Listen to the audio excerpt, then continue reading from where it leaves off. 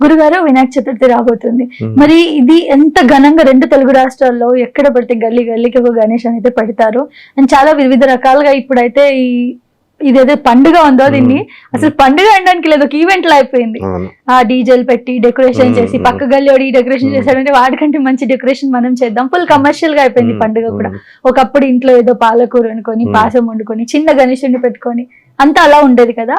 And ఇంకోటి ఏంటంటే పోలీసులు కూడా చెప్తున్నారు ఈసారి డీజే సిస్టమ్ ఉండకూడదు అని.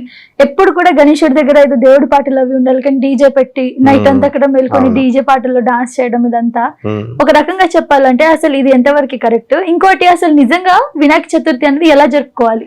ఇప్పుడు వినాయక చవితి అంటే మహా పండుగ అది.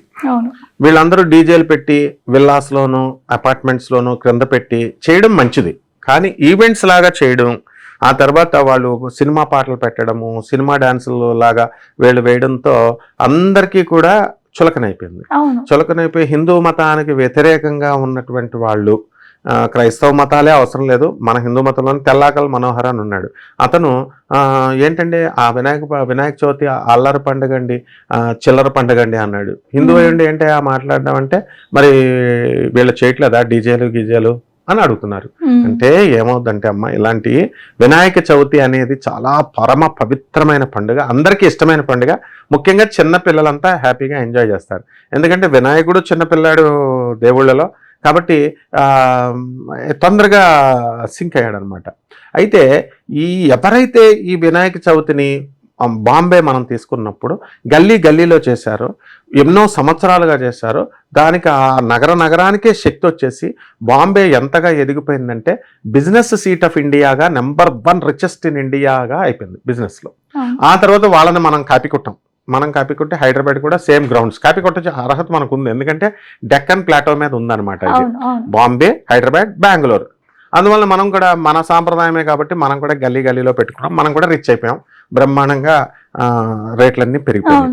అయితే ఈ వినాయక చవితి ఎలా జరుపుకోవాలి అంటే చాలా సింపుల్గా చేయాలి. Simple living and high thinking. First తెల్లవారుజామున నిద్ర లేవాలా. అంతకు ముందు రోజునే మన వాళ్ళు ఏం చేయాలా, పత్రి, మెయిన్గా మెడిసినల్ వాల్యూస్ ఉంటాయని చెప్పి 21 పత్రిని, ఉత్తరేణి, నేరేడు, మారేడు, గరిక లాస్ట్కి, ఇలా అన్ని రకాల నందివర్ధన, గన్నేరు ఇలాంటి మెడిసినల్ వాల్యూస్ ఉన్నటువంటి పత్రిని ముందు తెచ్చి పెట్టుకోవాలి.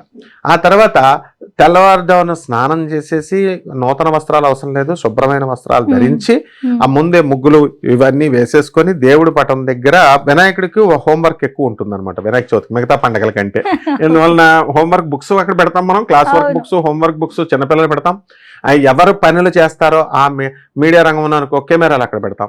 అలాగే తాపీ మేస్త్రి, తాపీ సామాను, ప్రతి వృత్తి వాళ్ళు కూడా స్టూడెంట్స్ ఇంక్లూడింగ్ స్టూడెంట్స్ వాళ్ళ పుస్తకాలు, పరికరాలు అన్ని వినాయక చవితి పూజ దగ్గర పెడతాం. తర్వాత చక్కగా పాళీ కడతాం, వినాయకుడికి పందిర్లాగా కట్టి. కొంతమందికి ఆనవాయితీ లేని వాళ్ళకి అవసరం లేదు, దానికి చక్కగా మొక్కజొన్నలు, నేరేడు పళ్ళు, అరటి పళ్ళు అంతా డెకరేషన్ చేస్తాం, మామిడాకులతో సహా మొత్తం మంచి లుక్ వస్తుంది. ఆ తర్వాత క్రింద మనం ఏం చేస్తామో ఒక పీట పెట్టి దాని మీద తెల్లని వస్త్రం వేసి చక్కగా బియ్యం పోసి, అంటే బ్రాహ్మడికి స్వయం పాకంకి సరిపడేదంతా వేసిన తర్వాత తమలపాకులు పెట్టి దానిపైన కలశం పెడతాం. ఆ కలశంలో నీళ్లు కానీ బియ్యం కానీ పొయ్యొచ్చు. కొద్దిగా పసుపు, కుంకుమ అనేది శుభ సూచకాలు కాబట్టి అవి వేస్తాము. వేసి 1 రూపీ కాయిన్ ఏదో వేస్తాం అనమాట. వేసిన తర్వాత అక్కడ ఒక తమలపాకులో వినాయకుడిని, గౌరీదేవిని కంపల్సరీ తయారు చేయాలి, పసుపు వినాయకుడిని. విచిత్రం ఏమిటంటే ఏ దేవుడు పూజ చేసినా సరే మొట్టమొదట వినాయకుడిని మనం పూజించాలి. ఆది గురువు కాబట్టి ఆయన వినాయకుడే ఆది గురువు ఫస్ట్. అందువలన ఈ వినాయకుడికి చేసినా సరే మళ్ళీ వినాయకుడికి చేయాలి. మహాగణాధిపతి అంటే ఒక డిపార్ట్మెంట్ అనమాట. విఘ్నాలకి అడ్లు పెట్టేటటువంటి డిపార్ట్మెంట్ ఎవరంటే, అడ్లు తీసే డిపార్ట్మెంటు, అడ్లు పెట్టే డిపార్ట్మెంట్ రెండు కలిపి ఒకటే అనమాట. అంటే ఫైనాన్స్ డిపార్ట్మెంట్ అనుకో, ఫైనాన్స్ ఇవ్వడము, లోన్లు బ్రిడ్జీలు అవి కట్టుకుంటున్నాం అంటే శాంక్షన్ చేస్తాం. అండ్ ఫైనాన్స్ వసూళ్ళు, ప్రజల దగ్గర నుంచి ట్యాక్స్ రూపంలో చేసేది, ఇవన్నీ కూడా లెక్కలన్నీ ఫైనాన్షియల్ డిపార్ట్మెంట్గా వస్తాయి. ఆ విధంగా వీళ్ళు ఏం చేస్తారంటే చక్కగా, అందువల్లనే చూడు income tax department ministry of finance లోకి వస్తుంది. అంటే వసూళ్ళు తీసుకెళ్ళి మళ్ళీ ఫైనాన్స్కే ఇస్తాం. అలాగే మనం బ్యాంక్ లోన్లు, అవి లోన్లు ఇస్తాం కదా మనం, ఆర్బీఐ ఇవన్నీ. సో ఇవన్నీ కూడా ఫైనాన్స్ డీలింగ్ అంతా కూడా ఆ ప్రత్యేకమైన డిపార్ట్మెంట్ మినిస్ట్రీ ఆఫ్ ఫైనాన్స్ ఎలాగో అలాగే ఇది కూడా విఘ్నాల డిపార్ట్మెంటు. విఘ్నాలు తీసేసేది మళ్ళీ కల్పించేది అదే డిపార్ట్మెంట్. రావణాసురుడు సాక్షాత్తు బ్రహ్మ మనవడయ్యుండి, అంటే సాక్షాత్ బ్రహ్మే ఆయన స్టేటస్. అలాంటి వాడు తెలుసుకోలేకపోయిందంటే ఈ వినాయకుడిని పూజించకుండా డైరెక్ట్ నేను శివుడిని ఆత్మలింగం తెచ్చేసుకుంటానండి. శివుడి యొక్క ప్రాణం, ఆత్మలింగం అంటే లోపల శివుడి యొక్క ఆత్మ, అది లింగ రూపంలో ఇచ్చేస్తే అప్పుడు వినాయకుడు ఏం చేశాడు, ఓహో నన్ను పూజించకుండా నువ్వు ఇలా చేస్తావా అని విష్ణుమూర్తి రెచ్చగొడితే ఆయన ఆ లంకకి తీసుకెళ్లకుండా గోకర్ణంలో పెట్టించేశాడు. ఆ విధంగా ఈ వినాయకుల వారికి అందుకని మహాగణాధిపతి పసుపు వినాయకుడికి ముందు పూజ చేస్తాం. చేసిన తర్వాత చక్కగా వినాయక వ్రతం కాబట్టి తోరణం కట్టుకుంటాం. భార్యాభర్తలు అందరూ కూర్చోవచ్చు, పిల్లలందరూ కట్టుకోవచ్చు. ఆ రోజు నైవేద్యాలు కుడుములు, లడ్డూలకి ఇప్పుడు జనరల్గా ఉండ్రాళ్ళు లేదా కుడుములు అంటాం. ఇది ప్రధానంగా ఆయనకి చాలా ఇష్టం. ఈ మధ్యన వినాయకుడు పోటీ వచ్చేసింది కదా విగ్రహాల్లో వీధుల్లో. సో నువ్వు 3 feet అంటే నేను 4 feet 5 feet అలా వెళ్ళిపోయి ఖైరతాబాద్ 70 feet అయిపోయింది. లడ్డూల సైజుల్లో కూడా చిన్న సైజు పెద్ద సైజు ఖైరతాబాద్ వినాయకుడు లడ్డు చూస్తే నేను హడిలిపోయిన ఒకసారి ఎంతమంది ప్రిపేర్ చేస్తారని చూడగానే. సో అన్ని కేజీలు. సో దీని పాటలు కూడా మళ్ళీ 10 rupees 20 rupees ఉండేది ఏకంగా 4.5 lakhs 7 lakhs 9 lakhs కూడా వెళ్ళిపోయింది. సో ఈ విధంగా ఇదంతా సరదా ఈవెంట్ అనమాట. ఇలాంటి ఈవెంట్స్ పెట్టుకోవాలి. తర్వాత చక్కగా ఈ వినాయకుల వారికి అష్టోత్తర శతనామాలతో పూజ చేసి పంచామృతాలతో ఆ స్వామివారికి అభిషేకం చేసి తర్వాత మనకి పంతులు గారు దొరికితే నో ప్రాబ్లం, దొరకకపోతే బాధపడాల్సిన పని లేదు. వినాయక వ్రత కథ కల్పం ఉంది పుస్తకం, ఆ పుస్తకం ప్రకారం చదువుకోవచ్చు. అలాగే మన మీడియాలో రిలీజ్ చేసినటువంటి వినాయక వ్రతకల్పాలు, వినాయక పూజా విధానాలు ఉన్నాయి, బ్రహ్మాండంగా మంత్రాలు అవన్నీ కూడా చదివేసి ఉన్నాయి కాబట్టి అది పెట్టుకోవచ్చు. ఇకపోతే అష్టోత్తరాలన్నీ అయిపోయిన తర్వాత పత్రి పూజ అంతా చేసిన తర్వాత ఈ నైవేద్యాలు పాయసాన్నాలు చేయొచ్చు. బెల్లం తెనుకులు అంటాం, బియ్యం పిండితో చేసి బెల్లంలో. సో అలా పులిహార, కొబ్బరికాయ, అరటిపళ్ళు, వివిధ రకాల ఫలాలు ఇంతవరకు ఉండాలి. ఇక్కడ వరకు సింపుల్ గా చేసుకుంటే సరిపోయేది. ఇప్పుడు యూట్యూబ్ వీళ్ళందరూ కొత్త వాళ్ళందరూ రాబట్టి వాళ్ళు ఏం చేశారు, హైప్ ఏదో ప్రత్యేకత మేము చెప్పే దాంట్లో స్పెషల్ ఉండాలా.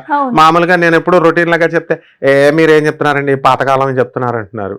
కానీ మనం మోడర్న్ వాళ్ళకి తెలియదు కదా, మన గురువులు మోడర్న్, మనం మోడర్న్. అందుకని వీళ్ళు ఏం చేస్తున్నారు పాపం, నైవేద్యాలు 9 అంటున్నారు. ఈ వండుకుంటూ కూర్చుంటున్నారు వీళ్ళు. దేవుడి దగ్గరికి వచ్చి అలసిపోయి నిద్రపోతున్నారు. తర్వాత 9 రకాల ఫలాలు, 9 రకాల బట్టలు, తాంబూలాలు ఇచ్చేటప్పుడు, మళ్ళీ వాయినాలు ఇచ్చేటప్పుడు శనగలు, ఇవి వరలక్ష్మి వ్రతంలో వినాయక చవితి కూడా ఇచ్చుకోవచ్చు, వాయినాలు తప్పేం లేదు. ఇవన్నీ హైప్గా చేసి డెకరేషన్ కూడా బ్రహ్మాండంగా చేసి, ఈ ఫోన్లు వచ్చినాయి కదమ్మా వాట్సాప్లు, వెంటనే షేర్ చేసుకుంటున్నారు ఫ్రెండ్స్. చేసుకోవచ్చు కానీ పూజ అయిన తర్వాత చేసుకోవాలి. ఇవన్నీ దాని మీద కాన్సన్ట్రేషన్ పెడితే దేవుడి మీద భక్తి పోయే. తర్వాత ఫోటోలు దిగడం, అండ్ ఫోటోల వల్ల ఎంత బిజినెస్ జరిగిపోతుందో తెలుసా. ఫోటోల వల్ల కొత్త బట్టలు కొనేస్తున్నారు అందరూ ఇంటిల్లపాది, అవి మంచిగా కనబడాలని. అదంతా బిజినెస్ షాపుల వాళ్ళకి. సో ఈ విధంగా మనము ఈ పూజలు చేస్తున్నాం, బాగుంది. వినాయక చవితి అనేది నిజంగా 9 రోజులు ఉపాధి కల్పిస్తుంది అందరికీ కూడా, పంతులు గారులకి అందరికి కూడా. అందువలన చాలా ప్రేమగా చేస్తారు. కూరగాయల వాళ్ళు, ఫలాలు అమ్మేవాళ్ళు, వీళ్ళందరికీ కూడా ఆ విధంగా తీసుకెళ్ళాలి. ఈ అపార్ట్మెంట్ల్లోనూ విల్లాల్లోనూ ఏం చేస్తున్నారు, ఈవెంట్స్. ఈ ఆడవాళ్ళైనా మగవాళ్ళైనా వాళ్ళు చిన్నప్పుడు భరతనాట్యాలు నేర్చుకుంటారు, తర్వాత మర్చిపోతారు కదా, ఛాన్స్ దొరకదు వీళ్ళకి. హౌస్ వైఫ్స్గా డిప్రెస్డ్గా ఉంటున్నారు, లైఫ్ రొటీన్గా బోర్ కొడుతుంది. సో వీళ్ళు ఏం చేస్తున్నారు, సరదాగా ఈవెంట్స్ పెట్టుకున్నారు, డ్యాన్స్ పోన్లే టాలెంట్ ఎగ్జిబిట్ చేస్తున్నారు, మంచిదే. కానీ కాకపోతే అది ఏమైపోయింది, డీజేలు, దేవుడు పాటలు పెట్టాలా, సినిమా పాటలు పెట్టేస్తున్నారు. ఇంకా మోడర్న్గా మనకి పాటలు పెట్టేసి ఈ విధంగా డీజేలు. ఓకే, అది అయిపోయింది, 9 రోజులు అయిపోయింది. ఇక వినాయక చవితి వ్రతం అంటే 9 రోజులు చేసిన తర్వాత కొంతమంది ఏం చేస్తున్నారు, ఫస్ట్ డే సాయంత్రం చేసేసి విగ్రహం తీసేసి ఆ దేవుడి దగ్గర పెట్టేస్తున్నారు, పందిరిలో పెట్టిన చోట. మనం నిమజ్జనం చేయడానికి బద్ధకం అయ్యి పెట్టేస్తున్నాం. 3rd డే మళ్ళీ 4th 5th day odd numbers అనమాట, 1 3 5 7 9 అలా. మెయిన్గా మనకు ఖైరతాబాద్ ఆర్డర్స్ రావాలి కదా, పెద్దవి. ఆ ఖైరతాబాద్ ఆర్డర్స్ వచ్చిన తర్వాత గవర్నమెంట్ పోలీస్ డిపార్ట్మెంట్ ఇచ్చిన తర్వాత ఆ పెద్ద వినాయకుడిని తీసిన తర్వాత పెద్ద పెద్ద వినాయకులు ఇంకా దానికంటే చిన్నవి వెళ్తున్నాయి. అవును. కాబట్టి ఇవన్నీ కూడా మురికి నీళ్లు, తప్పదు, ఆల్టర్నేటివ్ లేదు మనకి మూసీ నదిలో. నెక్స్ట్ మట్టి వినాయకుల్ని AP pollution board, Telangana pollution board చెప్తూనే ఉంది, అరే బాబు మీరు మట్టి విగ్రహాలు పెట్టుకోండి, ప్లాస్టర్ ఆఫ్ ప్యారిస్ వద్దు, మరి చక్కగా ఎవరింట్లో వాళ్ళు పూజ చేసిన తర్వాత బకెట్లో అందులో పెట్టేయండి, మొక్క ఒక కుండీ పెట్టి ఆ మట్టి కరిగిపోతుంది, దాంట్లో ఒక తులసి మొక్క ఏదో ఒక చెట్టు పెంచుకోండి అని. అలా చేస్తే అసలు గొడవే లేదు. అప్పుడు పెద్ద పెద్ద సైజులు అవసరం లేదు. మనకేంటంటే మానవుడికి కొంచెం ఆశ ఎక్కువ కాబట్టి అందంగా ఉంటుందని ప్లాస్టర్ ఆఫ్ ప్యారిస్ అని ప్రోత్సహిస్తున్నాం. పోన్లే పాపం ఆ పని చేసుకునే వాళ్ళకి లాభం వస్తుంది అనుకో, ఉపాధి వస్తుంది. అయితే ఈ విధంగా ఆ విగ్రహం కొని తీసుకొచ్చేటప్పుడు కూడా డీజేలు పెట్టేస్తున్నారు. దాంతో ట్రాఫిక్ ప్రాబ్లం. పోలీస్ పర్మిషన్ లేనిదే డీజేలు పెట్టకూడదు. పోలీసులు చాలా ఎంత మంచివాళ్ళు అంటే మన హైదరాబాద్ పోలీసులు పోన్లే పాపం అని చూసి చూడనట్టు వదిలేస్తున్నారు. నెక్స్ట్ ఇకపోతే ఈ ప్రతిరోజు కూడా సాయంత్రం 7ంటికి కూర్చుంటారమ్మా అందరూ. చక్కగా 5ంటికి 5 గంటలకు ఒకటి, 5:30కి ఒకళ్ళు, 6ంటికి తొందర చేయరు. అందరూ ట్రిమ్గా తయారై 7కి స్టార్ట్ చేసి 8:30కి, దాని తర్వాత ఈ డీజేల్ డాన్సులు సరదాగా కాన్సెప్ట్ ఎంటర్టైన్మెంట్ నువ్వు అన్నట్టు ఈవెంట్ లాగా అయిపోయింది. ప్రతి డైలీ ఎంటర్టైన్మెంట్ డీజేలు పెట్టేసి 9 రోజులు అయిపోయిన తర్వాత వినాయకుడు బాధగా మనం పంపించాలి కాబట్టి ఆ బాధలో వీళ్ళు ఏం చేస్తున్నారు, తట్టుకోలేక తెలంగాణలో బాధలో మందు కొట్టేస్తున్నారు. వెళ్ళిపోయేటప్పుడు మందు. తెలంగాణలో సాంప్రదాయం ఏంటంటే పార్టీ, నీకు జాబ్ వచ్చిందనుకో, హ్యాపీ మూమెంట్ ఇచ్చేయి అంటారు. చనిపోయారని ఎవరన్నా, నువ్వు బాధలో ఉన్నావు, మీ అమ్మ ఎవరో చచ్చిపోయారు, మందు ఇచ్చేయి పార్టీ అంటారు. ఆ టైపులో వినాయకుడికి తెచ్చేటప్పుడు మందు, వెళ్ళిపోయేటప్పుడు మందు అన్నట్టు తయారైపోయింది. కాబట్టి నిజంగా చేయాలంటే అమ్మ పాపం వీళ్ళంతా మందు కొట్టకుండా ఆ రోజు కూడా నిమజ్జనం కూడా పూజలో ఒక భాగమే. వీళ్ళు ఏం చేస్తున్నారు, కదిపేస్తున్నాం ఉద్వాసి మాకు చెప్తున్నారు, పంతులు నేను కూడా చేస్తాను కదా, బొరబడిలో మా స్టూడెంట్స్ వేస్తారు, వాళ్ళు ఎంత ఇస్తే అంత ఒక పంతులు ఎగ్గొట్టేసాడంట. వినాయక చవితి రోజున మాత్రమే ఎక్కువ కలెక్షన్ వస్తుంది, మిగతా 8 రోజులు రాదు. మానేస్తే మా వాళ్ళు ఏం చేశారు, ఎవడో పంతులు దొరకకపోతే అన్నంటే సరే అని చేసి అలా అది పాపం వాళ్ళు అలా కంటిన్యూ చేస్తున్నప్పుడు నేను చెప్పాను, పిల్లలు మీరందరూ చేస్తున్నారు, మీరంతా పెద్ద స్కాలర్లు అయిపోతారు రా అన్న. ఇప్పుడు 12 years 15 years నుంచి వాళ్ళంతా పెద్దవాళ్ళు అయిపోయారు, చదివేసుకున్నారు, స్కాలర్స్ అయిపోయారు, జాబ్లు వచ్చినాయి. అంటే వినాయక పూజ నిజంగా భక్తి శ్రద్ధలతో ఎవరైతే చేస్తారో, యూత్ ఎవరైతే చేస్తున్నారో, definitely they will be blessed by lord Ganesh. తప్పకుండా వాళ్ళ కెరీర్లో మంచిగా ఎదుగుతారు. ఇది నేనే ప్రత్యక్ష సాక్ష్యం, నా స్టూడెంట్సే. అందుకని నేను కూడా ఏంటి, మన వినాయకుడు పిలుస్తున్నారు కదా అని మనం కూడా వెళ్తున్నాం. కాకపోతే ఇబ్బంది ఎలా ఉంటుందంటే, పంతులు గారులకు ఇబ్బంది ఎలా అంటే, అందరూ 7కి రమ్మంటారు, 4 పందిరులు ఒప్పుకున్నాం అనుకో, అందరూ పంతులు నువ్వు 7 అంటారు, అందరూ 7. అందుకని ఉద్వాసయామి కదిపేయండి అంటారు ఆ 9వ రోజున. కదపకపోతే మరి కుదరదు కదా, అందుకని కదిపేస్తున్నాం. కానీ యాక్చువల్గా నిమజ్జనం కూడా అంతవరకు వీళ్ళు తాక్కుండా ఉంటే బాగుంటుంది అనమాట, ఇంకా ఎక్కువ ఫలితం వస్తుంది. కాబట్టి ఆ మహాగణాధిపతికి పూజ చేసుకుంటే అన్ని కష్టాలు పోతాయి. వివాహాలు కానటువంటి వాళ్ళందరికీ వివాహాలైనవి, సంతానం కావాల్సిన వాళ్ళకి ఏ కామాఖ్యకి వెళ్ళక్కర్లేదు, ఏ వేణుస్వామి లాంటి వాళ్ళని కన్సల్ట్ చేయక్కర్లేదు.